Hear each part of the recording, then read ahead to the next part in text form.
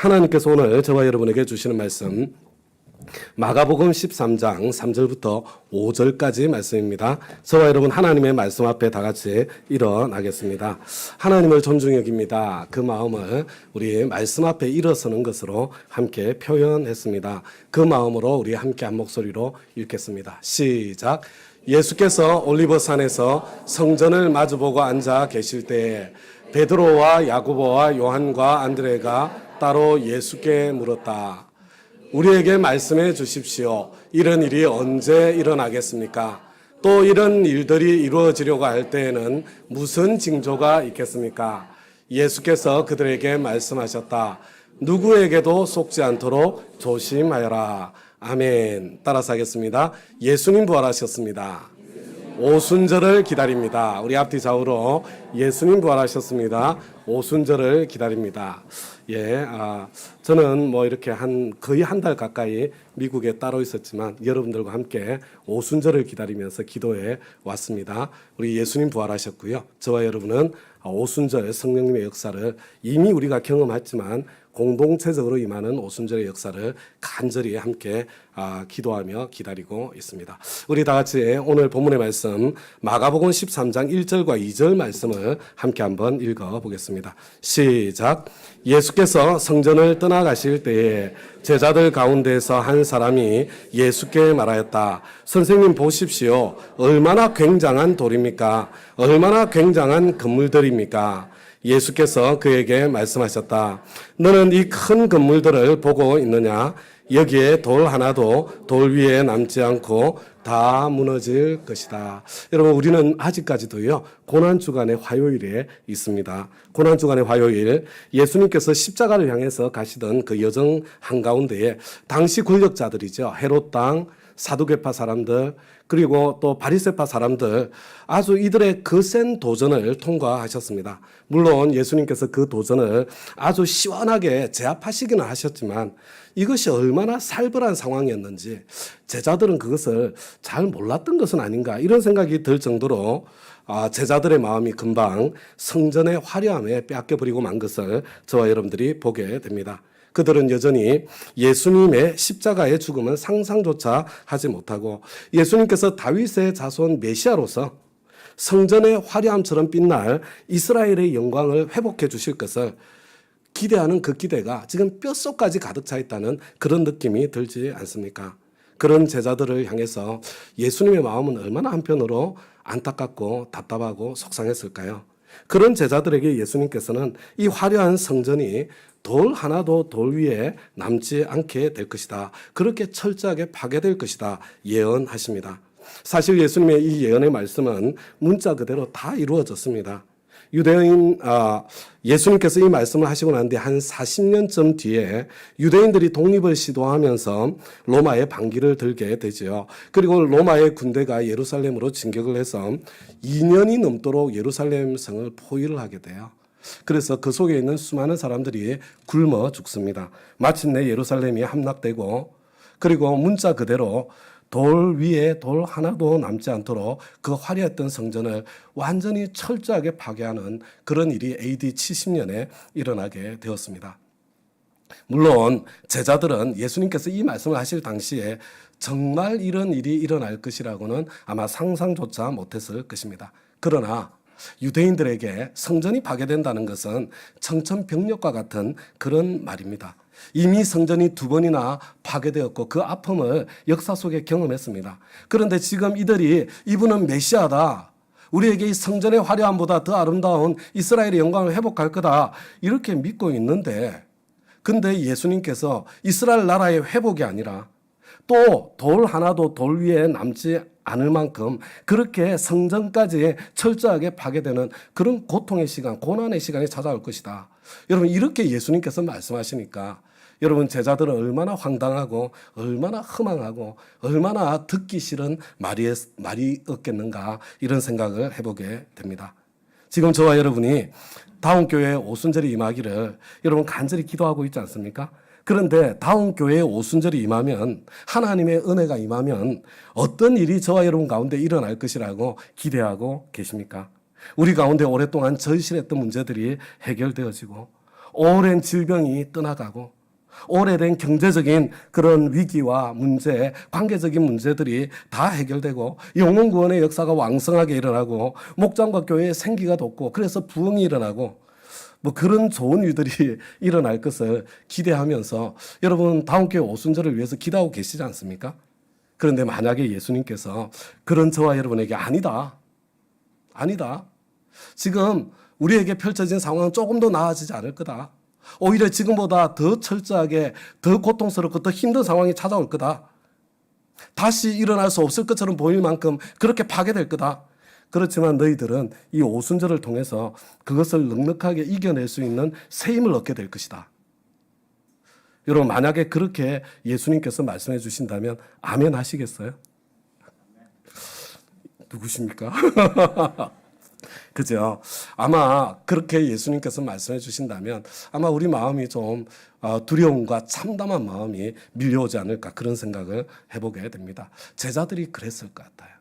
그래서 제자들은 감히 예수님께 묻지 못하고 기회를 살피고 있다가 드디어 예수님께 질문을 하게 되는 거죠. 우리 다 같이 3절과 4절 말씀 한 목소리로 읽어보겠습니다. 시작. 예수께서 올리브 산에서 성전을 마주보고 앉아 계실 때에 베드로와 야고보와 요한과 안드레가 따로 예수께 물었다. 우리에게 말씀해 주십시오. 이런 일이 언제 일어나겠습니까? 또 이런 일들이 이루어지려고 할 때에는 무슨 징조가 있겠습니까?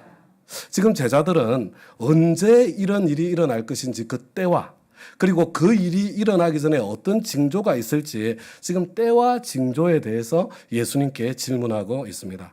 여러분 사람들은요 때와 징조에 관심이 많습니다. 왜냐하면 속수무책으로 무기력하게 당하기만 하는 것을 좋아할 사람이 한 사람도 없기 때문입니다.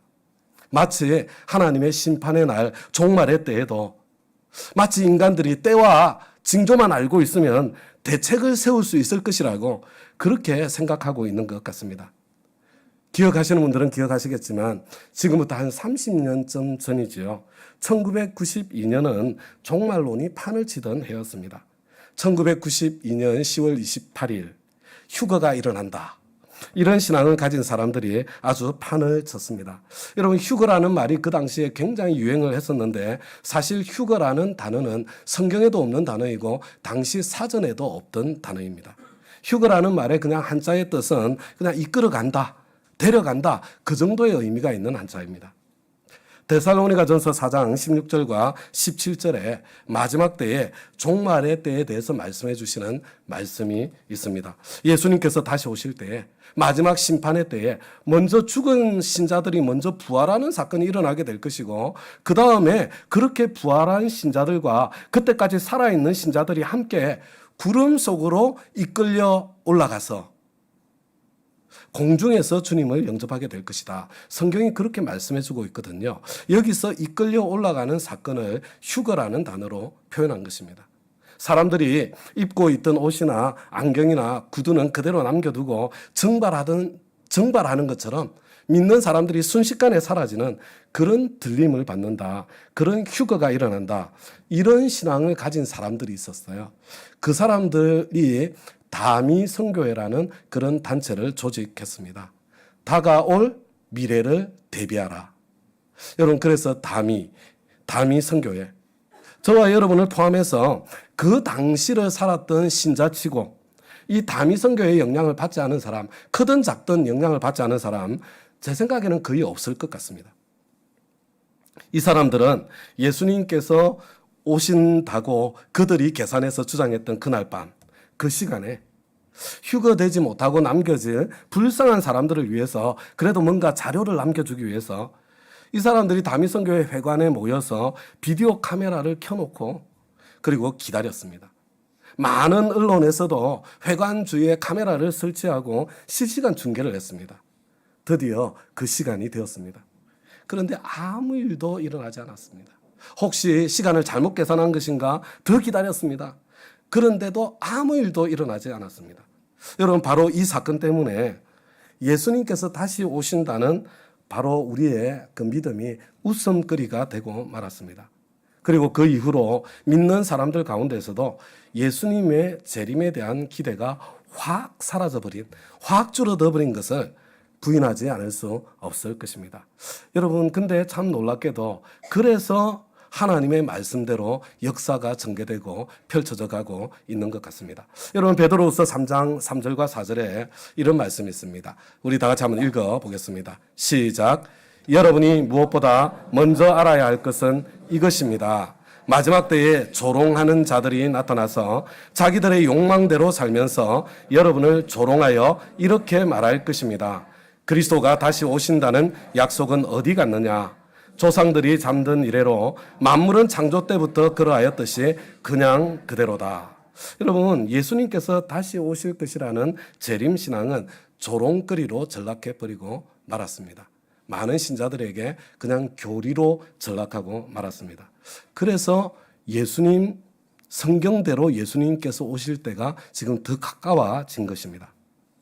저와 여러분들처럼 제자들도 때와 징조에 대해서 관심이 많았습니다. 그런데 예수님의 이 대답의 초점은 때나 징조에 있지가 않습니다. 예수님께서는 저와 여러분이 미리 말씀해 주신 징조를 따라서 예수님께서 다시 오실 그 때를 정확하게 계산해내고 그래서 벼락치기 하듯이 신앙생활을 하기를 원하시는 것이 아닙니다. 예수님께서는 때와 시기는 아무도 모른다고 아주 단호하게 여러 번 말씀해 주셨습니다. 다 같이 마태복음 24장 36절 우리 함께 읽겠습니다. 시작. 그러나 그 날과 그 시각은 아무도 모른다. 하늘의 천사들도 모르고 아들도 모르고 오직 아버지만이 아신다. 사도행전 1장 7절도 함께 읽겠습니다. 시작. 예수께서 그들에게 말씀하셨다. 때나 시기는 아버지께서 아버지의 권한으로 정한 것이니 너희가 알 바가 아니다. 다음 가죠, 여러분. 예수님의 이 대답의 말씀은 여러분 종말에 때나 징조에 대해서 말씀해 주려는 게 아니에요. 그것은 아무도 모른다고 여러분 이미 말씀하셨어요. 지금 예수님께서 저와 여러분에게 주시는 대답은 종말의 때를 살아가는 저와 여러분의 삶의 태도에 초점을 맞추고 있습니다. 그러니까 저와 여러분은 예수님께서 다시 오실 때를 계산해 보려는 그런 어리석은 시도 더 이상 하면 안 됩니다. 여러분, 그런 시도를 하는 사람들에게 휘둘려서 그런 사람들에게 속으면 안 되는 거예요. 여러분, 예수님께서 그냥 내일 오셔도 되고 예수님께서 10년 뒤에 오셔도 되고 아니면 100년 뒤에 아니면 1000년 뒤에 오셔도 되는 신앙생활을 해야 되는 거예요. 하루하루를 성실하게 사는 겁니다. 여러분, 자연스러운 영성, 생활화된 헌신의 삶을 살아야 하는 것입니다. 그렇다면 저와 여러분이 어떻게 살아야 그것이 그렇게 사는 삶인가? 예수님께서는 마지막 때를 살아가는 제자의 자세를 여러분 오늘 본문에서 5가지로 저와 여러분에게 말씀해 주고 계십니다. 우리 다 같이 예수님의 대답의 말씀 5절과 6절을 함께 한번 읽어보겠습니다. 시작. 예수께서 그들에게 말씀하셨다. 누구에게도 속지 않도록 조심하여라. 많은 사람이 내 이름으로 와서는 내가 그리스도다 하면서 많은 사람을 속일 것이다. 여러분, 재밌잖아요. 예수님께서는 말세의 어떤 징조를 말씀해 주시기 전에 다짜고짜로 누구에게도 속지 않도록 조심하여라 먼저 경고하십니다. 마지막 때를 살아가면서 저와 여러분이 첫 번째로 기억해야 될 것이 있다면, 우리 주님께서 저와 여러분에게 첫 번째로 경고한 것이 있다면 속지 않도록 조심하라는 경고입니다. 여러분, 왜 이런 경고의 말씀을 하시는 것일까요? 여러분, 많은 사람이 속게 될 것이기 때문에 그렇습니다. 아무도 믿을 수 없는 세상이 되어서 절대 그럴 리가 없다고 생각한 사람에게 속는 일이 일어나게 될 것이기 때문에 아무에게도 누구에게도 속지 않도록 조심하라. 나는 절대로 안 속아. 그런 교만한 생각을 하고 계시다면 그런 분들 정말 위험한 분들이십니다. 여러분, 보이스피싱도 그렇지 않습니까? 아니, 누가 바보같이 그런 것에 당해. 뭐 큰 소리 치지만요. 그런데 어처구니 없이 당하는 거예요. 여러분, 우리 식구들 중에도 당한 사람이 들어있다니까요. 나도 당할 수 있다는, 속을 수 있다는 겸손한 마음이 있어야 여러분, 그래야 속지 않을 수 있습니다. 여러분, 얼마 전 우리 넷플릭스에서 신이 배신한 사람들이라는 제목의 사이비 교주들에 대한 다큐가 화제가 되지 않았습니까? 아유, 어떻게 사람들이 그렇게 바보같이 그런 사이비 이단에 속을 수 있어. 여러분, 이런 생각들 다 하고 지내잖아요. 그런데 여러분, 피해자들의 면면을 한번 살펴보세요. 이건 멀쩡한 분들 아니에요, 피해자들? 저와 여러분보다 더 실력 있는 사람들도 피해자들 중에 있지 않던가요? 저와 여러분도 언제든지 쏘가 넘어갈 수 있는 사람이라는 여러분 겸손한 마음을 가지고 있어야 합니다. 그런 겸손한 사람들만이 예수님께서 말씀해 주신 대로 시험에 빠지지 않게 하시고 악에서 구하소서, 여러분 진심으로 하나님 앞에 기도할 수 있는 사람이 되는 것입니다. 예수님께서는 특별히 거짓 구세주에 속지 않도록 조심하라고 경고하십니다. 우리가 지금 말세를 살고 있다는 곧 우리 다시 한번 확인할 텐데요. 여러분, 혼돈이 커지고 문제가 커지고 위기감이 조성되면 여러분 반드시 거짓 구세주가 나타나게 되어 있습니다. 내가 그리스도다, 내가 그리스도라는 사람이 이미 나타났고 앞으로 더 많이 나타날 것입니다. 그런데 다음 가족 여러분, 이런 거짓 구세주는요, 교회 안에만 있는 게 아니에요. 교회 밖에도 있습니다. 왜냐하면 사람들은 언제나 안정을 추구하기 때문에 그렇습니다. 그래서 위기 상황이 생기면 본능적으로 무엇인가 구세주를 찾게 되어 있습니다. 여러분, 수백만 명을 학살한 히틀러 같은 사람이 기독교 국가라고 할 수 있는 독일에서 그런 사람이 정권을 잡을 수 있었던 것, 여러분 그 당시 독일이 굉장히 혼란스러운 위기 상황 속에 있었기 때문에 그런 일이 일어난 것입니다.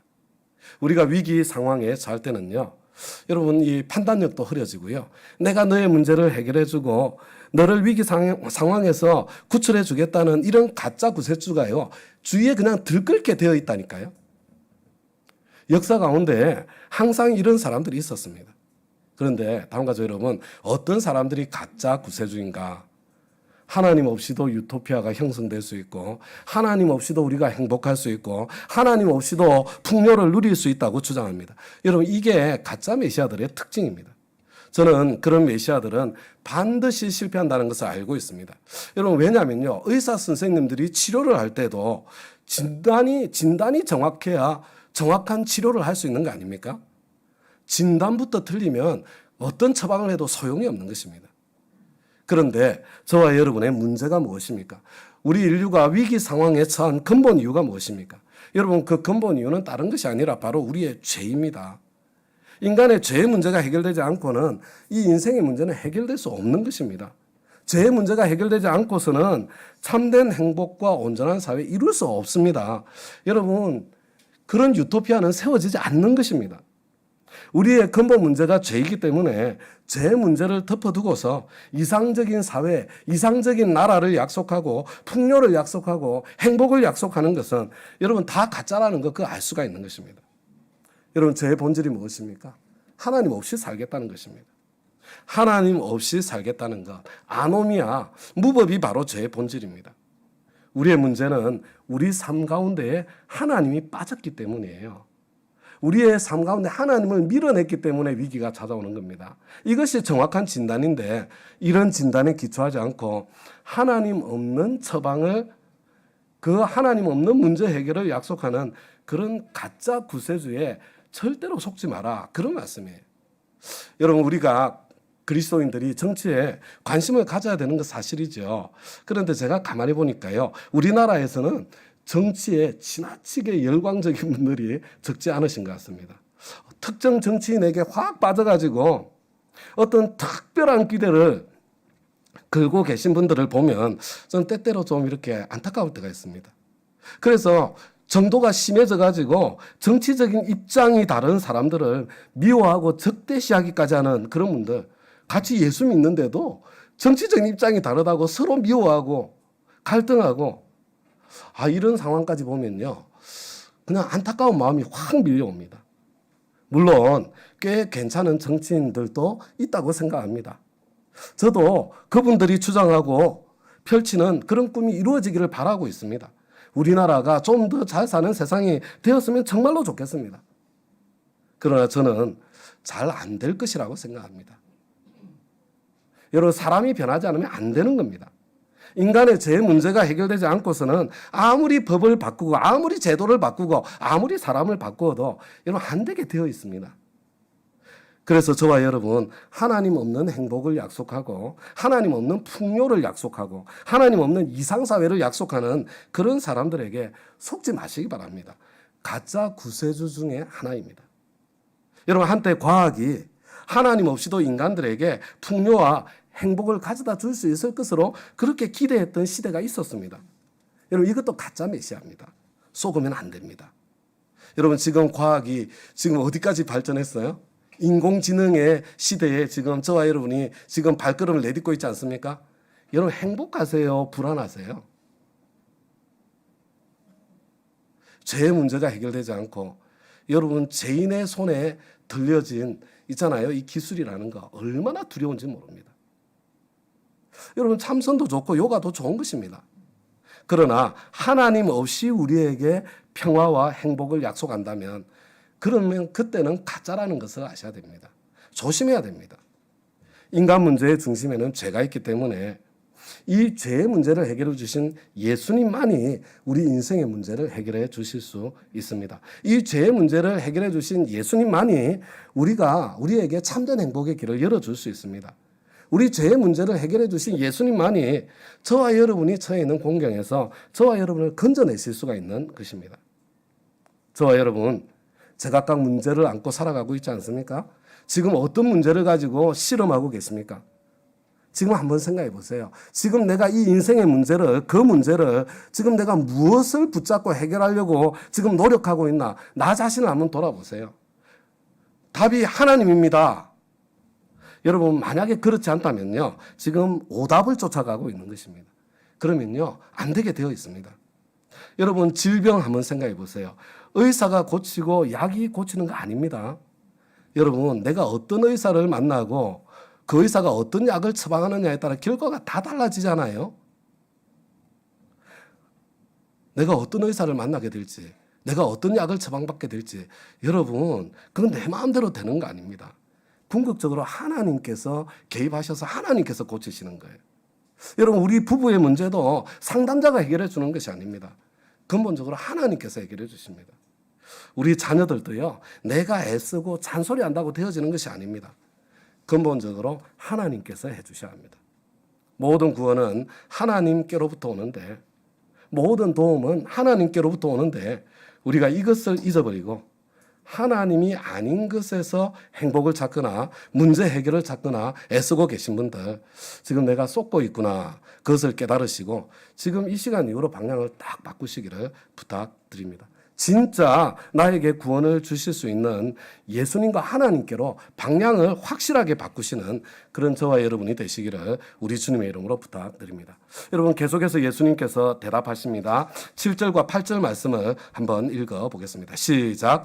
또 너희는 여기저기에서 전쟁이 일어난 소식과 전쟁이 일어날 것이라는 소문을 듣게 되어도 놀라지 말아라. 이런 일이 반드시 일어나야 한다. 그러나 아직 끝은 아니다. 민족과 민족이 맞서 일어나고 나라와 나라가 맞서 일어날 것이며 지진이 일어나고 기근이 들 것이다. 이런 일들은 진통의 시작이다. 지금 예수님께서 전쟁, 지진, 기근에 대해서 말씀하십니다. 우리는요, 이런 전쟁이나 천재지변과 같은 위기 상황을 만나면, 그죠? 믿는 사람이나 안 믿는 사람이나 똑같아요. 말세다, 말세. 정말 세상 종말이 오는 거 아니야. 이런 표현 쉽게 쓰지 않습니까? 그런데 지금 예수님의 대답은 뭐예요? 이런 일이 반드시 일어나야 한다. 그러나 아직 끝은 아니다. 이런 일은 진통의 시작이다. 아니라는 거예요.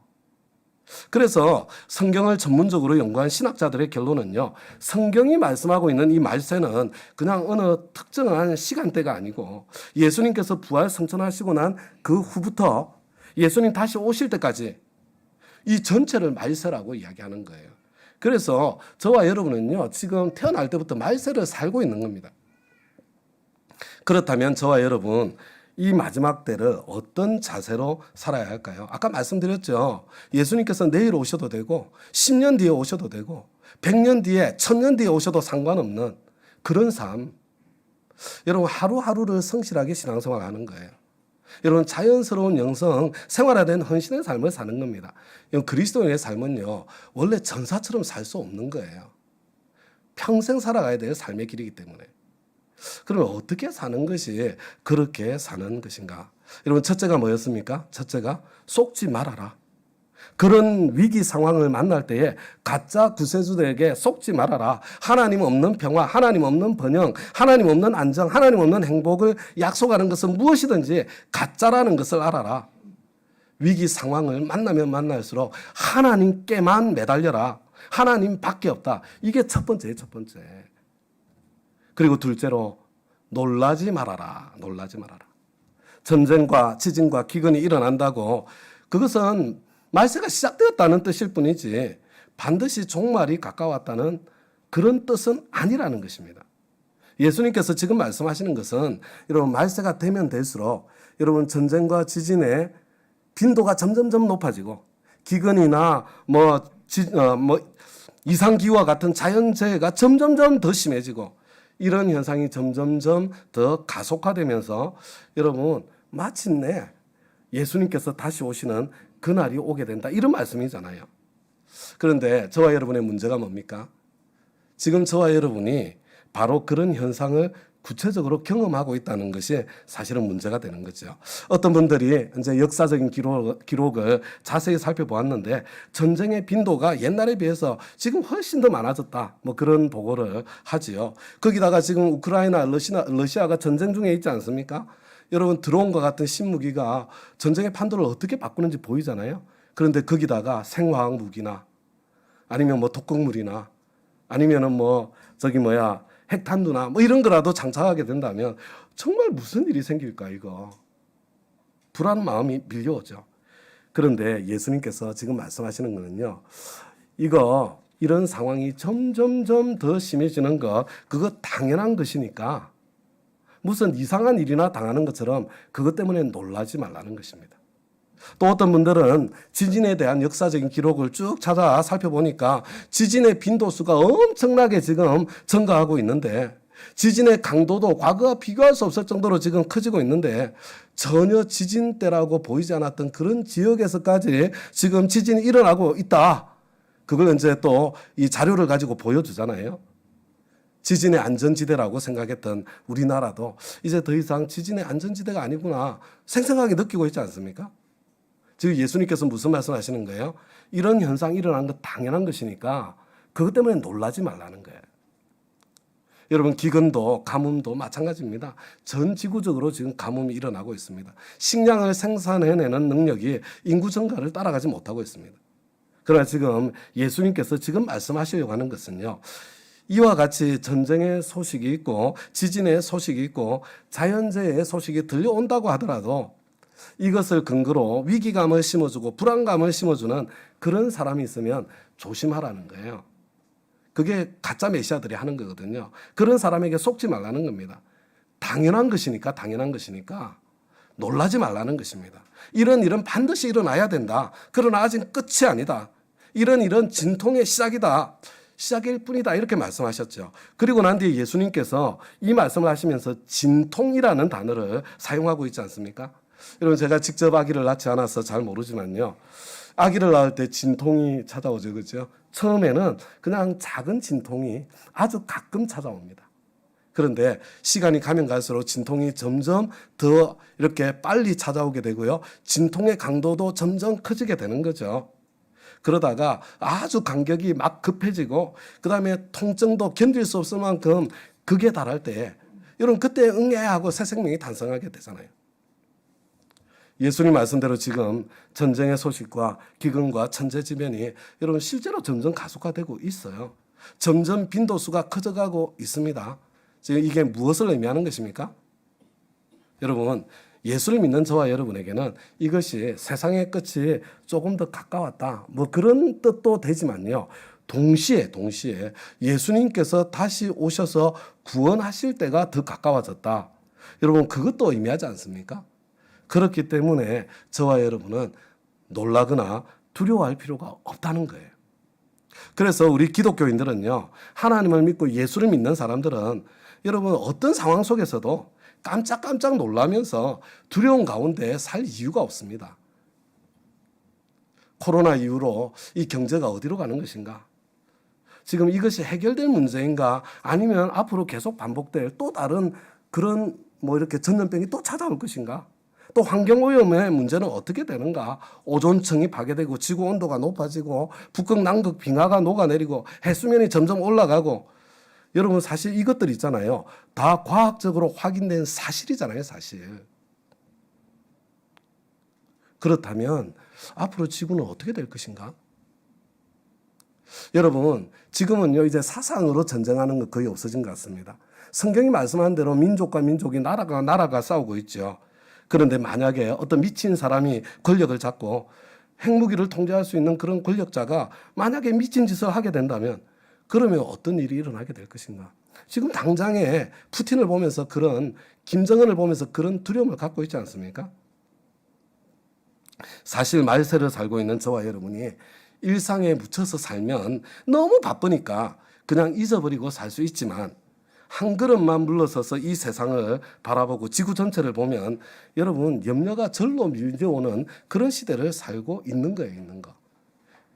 그런데 바로 이러한 때에 우리 주님께서 저와 여러분에게 하실 말씀, 너희들 놀라지 말아라.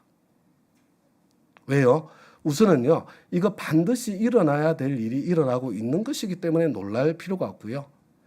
두 번째는요, 고통이 극심해지고 모든 상황이 극악해졌을 때는 예수님께서 다시 오실 구원의 날이 가까웠다는 뜻이기 때문에 놀라지 말라고 이렇게 말씀하고 계시는 것입니다.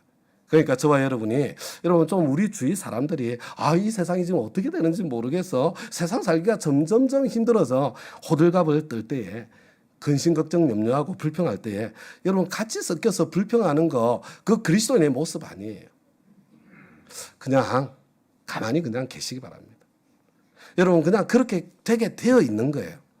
반드시 그 길로 가게 되어 있는 것입니다. 물론 고통스러운 것 사실이지만요. 그러나 동시에 구원의 날이 가까웠다는 뜻입니다. 세상에서 더 이상 한 톨의 상황도 발견할 수 없게 될 그때에 우리 주님께서 저와 여러분을 구원하시게 될 것입니다. 우리 하나님께서는 당신의 자녀들을 절망 가운데, 역경 가운데 그냥 내버려 두지 못하시는 분이시기 때문에 여러분 진통이 극에 달했을 때 아기가 태어나는 것처럼 우리의 상황이 극악에 달했을 때에 우리가 가장 어려운 상황에 이르렀을 때에 우리를 도우시러 우리 주님께서 반드시 찾아오십니다. 그런데 이것은요 인류 역사의 영역에서만 그런 게 아니고요 저와 여러분 개개인의 삶에서도 마찬가지예요. 하나님의 성품이 그렇기 때문에 그렇습니다. 하나님은 이름이 구원자이십니다. 그렇기 때문에 저와 여러분을 절망 속에 어려운 역경 가운데 그냥 내버려 두실 수가 없습니다. 그래서 나의 어려움이 크면 클수록 주님의 구원의 날이 가까웠구나 그것을 믿으시기 바랍니다. 여러분 밤이 깊었다는 게 무엇을 의미합니까? 새벽이 가까웠다는 뜻 아닙니까? 그래서 여러분들 가운데 혹시 절망 가운데 지금 계신 분들이 있으시다면 구원이 가까웠다는 것을 보시기 바랍니다. 여러분 부부의 갈등 속에 그래도 주님의 뜻대로 한 번 더 내가 가정을 지켜보겠다. 좋은 부부가 되어보겠다. 이렇게 노력해보고 저렇게 노력해보았는데 애를 쓰면 쓸수록 다툼이 더 잦아지고 그래서 이제 더 이상 내가 무엇을 어떻게 할 수 있겠는지 모르겠다. 그런 분들. 아니면 경제적인 상황이 너무 어려워서 내가 더 이상 이 상태로는 섬김의 삶, 소명의 삶 내가 포기해야 될 것 같다. 더 이상 할 수가 없다. 그런 상태에 계신 분들. 여러분 아무리 상황이 캄캄해도 포기하지 마시기 바랍니다. 눈앞이 캄캄하기 때문에 오히려 더 포기하지 마시기를 부탁드립니다. 저와 여러분의 구원의 때가 가까이 왔기 때문입니다. 밤이 깊으면 새벽이 그만큼 가까웠다는 뜻입니다. 자녀 문제로 지금 절망에 빠지신 분들 계십니까? 할 수 있는 대로 내가 해볼 수 있는 것은 다 해보려고 노력했는데 사랑을 보여주려고 애를 썼는데 타일러도 보고 협박도 해보고 별짓을 다 해보았는데 아무리 기도를 해도 자녀의 상태가 점점 나빠지고 있어서 그래서 절망감을 갖고 계시는 분들 혹시 이 자리에 계세요? 여러분 기도 포기하지 마세요. 소망 포기해서는 안 됩니다. 저와 여러분은 하나님의 자녀이기 때문에 하나님께서 저와 여러분을 그런 절망감 속에 오래 그냥 내버려 두지 않으십니다. 밤이 깊었다는 것은 새벽이 가까웠다는 뜻입니다. 혹시 사업으로 경제적인 영역에서 고생하시는 분들 계십니까? 내가 하나님께서 나를 축복해 주시면 내가 주님 하나님 나라를 위해서 넉넉하게 마음껏 쓰겠다 이렇게 결심하고 그래서 주님 뜻에 맞게 기도도 하고 계획도 하고 그리고 또 뭐 이렇게 사업도 애쓰고 노력했는데 근데 오히려 사업이 꼬이고 안 풀리고 이제는 도저히 어디를 어떻게 헤치고 나가야 될지 모르겠다. 그런 절망 가운데 계신 분들 혹시 이 자리에 계십니까? 정말 주님의 뜻대로 사업하기를 소원하고 이 자리까지 왔으면 하나님은 오래 내버려 두지 않으십니다. 우리 하나님 구원의 하나님이십니다. 우리 하나님은 당신의 자녀들을 위기 가운데 그냥 내버려 두실 분이 절대로 아니십니다. 구원의 날이 가까웠습니다. 밤이 깊으면 새벽이 가까웠다는 거 아시고 절대 소망을 포기하지 마시고 절대 기도를 게을리하지 마시고 하나님 뜻대로 내가 살겠다는 그 결심 절대로 뒷걸음질 치지 마시고 구원의 날을 기다리시면서 버티시기 바랍니다. 우리 하나님께서는 저와 여러분을 반드시 도와주실 것입니다. 계속해서 이어지는 예수님의 대답 9절 말씀 한 목소리로 읽겠습니다. 시작. 너희는 스스로 조심하여라. 사람들이 너희를 법정에 넘겨줄 것이며 너희가 회당에서 매를 맞을 것이다.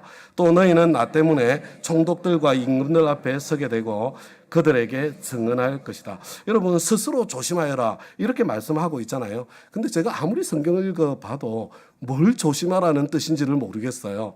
그래서 제가 다른 번역을 좀 살펴보았거든요. 한 장 넘겨주세요. 근데 공동 번역을 보니까요. 한 장 넘겨주세요. 정신을 바짝 차려라 이렇게 번역을 했더라고요. 느낌이 확 오지 않습니까? 말세에 전쟁과 기근과 지진과 자연재해와 같은 위기 상황이 전개됩니다. 이상한 일 아니에요. 점점 더 심해집니다. 반드시 그렇게 됩니다. 그런데 그 정도로 끝나는 게 아니래요. 기독교인이라는 이유 때문에 박해까지 찾아올 것이라고 지금 예수님께서 말씀하고 계시는 거예요. 그런 상황 속에서 첫 번째 어떻게 해야 된다고요? 가짜 구세주에게 속지 말아야 됩니다. 하나님 없는 해결책 속으면 안 됩니다. 하나님께 더욱더 매달려야 됩니다. 둘째로 놀라지 말아야 됩니다. 이상한 일이 아닙니다. 반드시 일어날 것이 일어나고 있는 것입니다. 그리고 세 번째로요. 정신을 바짝 차려야 됩니다. 여러분 이게 무슨 말일 것 같습니까? 저와 여러분은 어떤 고난도 돌파할 수 있는 신앙의 맷집을 길러야 된다는 것입니다. 여러분 마지막 때가 되면 될수록 신체적으로 정서적으로 영적으로 더 강해져야 됩니다. 왜냐하면요. 피할 수 없는 길이기 때문이에요. 반드시 지금 뭐 전쟁과 기근과 지진과 자연재해뿐만 아니라 박해까지 반드시 찾아올 것이고 피할 수 없기 때문에 저와 여러분 정신을 바짝 차리고 지금 신앙의 근육 맷집을 길러야 됩니다. 그런데 지금 현실이 어때요? 현실이? 점점 더 약해져 가는 것 같습니다. 그래서 우리 주님께서 여러분 누가복음 18장 8절에 이 말씀 절대로 잊어버리지 마세요. 인자가 올 때에 믿음을 보겠느냐. 인자가 올 때에 믿음을 보겠느냐. 여러분 말세가 가까워지면 가까워질수록요. 저와 여러분 믿음의 실력, 믿음의 맷집을 길러야 돼요. 저는 저와 여러분 자신과 우리 자녀들 말세를 살아낼 수 있는 강인한 신자로 길러내는 가장 좋은 길이 저는 단기 선교라고 생각합니다. 단기 선교. 물론 안전이 가장 중요하지만 가능하면 어려운 곳에 적극적으로 단기 선교를 보내시기 바랍니다. 선교를 위해서만이 아니라 교육과 훈련을 위해서라도 적극적으로 단기 선교를 계획하고 참여하고 수행할 수 있기를 바랍니다. 여러분 인도 단기 선교 저는 왜 빨리 다시 시작하지 않나. 빨리 시작되었으면 좋겠습니다. 제가 우리 아들, 딸을 보아도요. 해마다 멕시코 단기 선교를 다녔거든요. 굉장히 단단합니다. 웬만한데 흔들리지 않습니다. 다 같이 예수님의 이어지는 대답 11절 우리 한 목소리로 읽겠습니다. 시작. 사람들이 너희를 끌고 가서 넘겨줄 때에 너희는 무슨 말을 할까 하고 미리 걱정하지 말아라. 무엇이든지 그 시각에 말할 것을 너희에게 지시하여 주시는 대로 말하여라. 말하는 이는 너희가 아니라 성령이시다. 여러분 당연히 점점 더 심해질 것입니다. 전쟁의 소식 당연히 점점 더 많아질 거예요. 자연재해도 더 많아질 것입니다. 기독교에 대한 조롱과 박해도 더 더 심해질 것입니다. 여러분 이거 반드시 그렇게 될 것이고 진통은 점점점 더 심해져서 극한의 상황까지 이를 것입니다. 이게 지금 예수님께서 저와 여러분에게 주시는 대답이에요. 막 들으면 들을수록 어떤 느낌이 드세요? 걱정이 밀려오죠. 그죠? 희망적이지 않아요. 그래서 우리 주님께서 말세를 사는 저와 여러분에게 주시는 네 번째 말씀이 너희들 걱정하지 말아라. 그런데 그냥 걱정하지 말아라가 아니에요. 뭐라고요? 미리 걱정하지 말아라. 다음과 같이 여러분, 성경 전체를 관통하며 흐르는 것 중에 가장 확실한 사실 중에 하나가 마지막 때가 가까워지면 가까워질수록 그리스도인들에게 박해가 더 커질 것이다. 이것이 사실입니다. 여러분, 전 지구적인 박해가 일어날 거예요. 9절에서 보셨던 것처럼 세상에서만 박해를 받는 것이 아니라 12절과 13절을 보여주세요. 형제가 형제를 죽음에 넘겨주고 아버지가 자식을 그렇게 하고 자식이 부모를 죽이는 자리까지 모든 사람에게 미움을 받는 자리까지 그렇게 박해가 깊어질 것입니다. 말세를 사는 저와 여러분, 우리가 예수 믿으면 박해를 받는다는 거, 핍박을 받는다는 거 이거 알고 계셔야 됩니다. 핍박이 있으면 당연한 것이고 만약에 지금 나에게 그런 박해가 없다면요, 특별한 은총의 시간을 지금 보내고 있는 거예요. 우리가 주님 뜻대로 살고 이웃을 사랑하고 거룩하게 살면 사람들이 좋아할 것 같지요? 아닙니다. 어둠은 빛을 싫어합니다. 빛이 있다는 자체가 어둠을 노출시키기 때문에 어둠은 빛을 싫어하게 되어 있습니다. 그래서 저와 여러분이 내가 정말 그리스도의 사랑으로 사랑하고 섬기면 모든 사람이 나를 사랑해 줄 것이다. 그런 기대하지 마시기 바랍니다. 물론 나에게 감사하고 나를 사랑해 주는 분들이 있을 것입니다. 그러나 모두는 아닙니다. 구원받은 성도들 가운데서 이것이 어느 정도 가능하겠지만 우리가 하나님을 모르는 사람을 이렇게 사랑하고 섬기고 내가 올바르게 대접해 주었다고 이 사람들이 반드시 나에게 고마워할 것이다. 여러분, 그런 꿈을 깨셔야 돼요. 착각입니다. 어둠은 빛을 싫어합니다. 그렇기 때문에 우리는 환난을 예상하고 있어야 됩니다.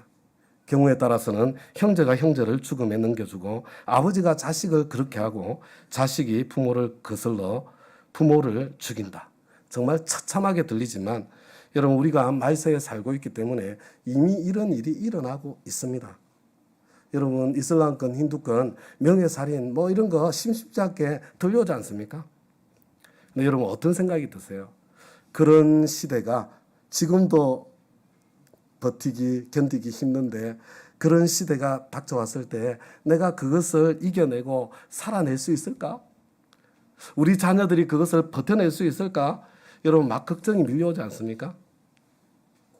그러나 예수님께서 이런 핍박에 대해서 말씀해 주시면서 너희들 그렇다고 미리 걱정하지 말아라. 이렇게 말씀하십니다. 왜 그렇습니까? 저와 여러분에게 반드시 하나님의 도움이 있기 때문에 그렇습니다. 우리가 역경 가운데 있을 때 하나님을 가장 가까이에 느끼게 됩니다. 역경 가운데서 우리는 하나님을 만나는 것입니다. 핍박을 받아보지 않은 사람 하나님의 능력을 모릅니다. 주를 위해서 희생하고 주를 위해서 모험을 해보지 않은 사람은 하나님에 대한 능력에 대한 체험이 없어요. 깊은 역경 가운데 우리는 하나님을 만나는 것입니다. 우리가 주님을 위해서 고난을 받고 주님을 위해서 핍박을 받을 때 그때 하나님께서 나에게 가장 가까이 계시고 우리를 대신해서 싸워주시고 우리를 위해서 말씀해 주시고 우리를 대신해서 길을 열어주시는 겁니다. 그러니까 너희들 미리 걱정하지 말아라. 그래서 예수님께서 한마디를 더 하시는 거예요. 그러나 끝까지 견디는 사람은 구원을 받을 것이다. 저는 우리 믿음의 분량에 따라 견뎌야 될 끝이 제각각 다를 것이라고 저는 생각합니다. 그리고 우리는 내 믿음의 분량에 따라 내가 견뎌야 될 만큼 끝까지 견뎠을 때에 내가 그 견딘 만큼 예수를 더 닮게 되고 그래서 구원이 점점 더 저와 여러분에게 풍성해질 것이라고 저는 생각합니다. 너희가 싸우는 싸움이 아니니까 내가 너희들을 잘 알고 있으니까 너희들은 끝까지 견디기만 해라. 너희가 싸우는 싸움이 아니니까 견디기만 하면 내가 싸워줄 테니까 너희들이 버티기만 하면 너희들은 너희들의 구원의 자리에 이르게 될 것이다. 믿음 버리지 말고 기도 중단하지 말고 주님만 의지하면서 견디라는 것입니다. 다음과 저 여러분, 우리는 지금 사실은 예수님께서 당장 내일 오셔도 조금 더 이상하지 않을 것 같은 그런 말세를 살고 있습니다. 그렇지만 우리 주님께서 정말 언제 오실지는 아무도 모릅니다. 그렇기 때문에 저와 여러분에게 우선 벼락치기 같은 신앙생활, 여러분 이거 불가능하다는 거, 그거 꼭 기억하셔야 됩니다. 예수님께서 내일 오셔도 되고, 예수님께서 10년 뒤에 오셔도 되고, 아니면 100년 뒤에, 1000년 뒤에 오셔도 되는 그런 신앙생활, 자연스러운 영성, 생활화된 헌신의 삶을 살아야 합니다. 하루하루를 그리스도인답게 사는 것입니다. 어떻게 사는 것이 그렇게 사는 것입니까?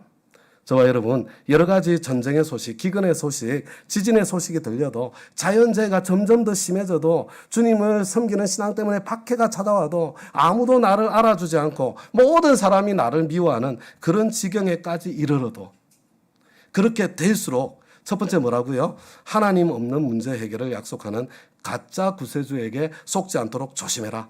더욱더 하나님만 붙잡고 살아라, 이거죠. 둘째로요, 이상한 일이 마치 말도 안 되는 일이 일어나고 있는 것처럼 놀라면서 호들갑 좀 떨지 말아라. 당연한 것으로 받아들여라. 세 번째로, 정신을 바짝 차려라. 점점 더 험한 일이 일어날 것입니다. 상황이 점점 더 나빠질 것입니다. 인자가 올 때에 믿음을 보겠느냐, 우리 주님께서 탄식하실 정도로 여러분 많은 사람들의 믿음이 무너져 내릴 것입니다. 그런 상황 속에서도 신앙의 삶을 살아낼 수 있도록 여러분 맷집을 근육을, 믿음의 근육을 기르는 훈련을 지속해야 합니다. 그러나 미리 걱정할 필요는 없습니다. 없는 것은 기도로 구하고 그냥 있는 것, 이미 주신 것 누리면서 하루하루 사시기 바랍니다. 나를 아시는 하나님을 믿어드리시고 나를 도와주실 하나님을 기대하시기 바랍니다. 그리고 마지막으로 그렇게 끝까지 견디셔서 주님을 경험하고 주님을 닮아가고 마침내 영광스러운 구원의 자리에 함께 설 수 있게 되기를 우리 주님의 이름으로 축원합니다. 여러분, 구원 못 받는다는 이야기 아니에요. 저와 여러분이 끝까지 견디면 그만큼 예수를 더 닮고 그만큼 천국을 더 누리게 될 것입니다.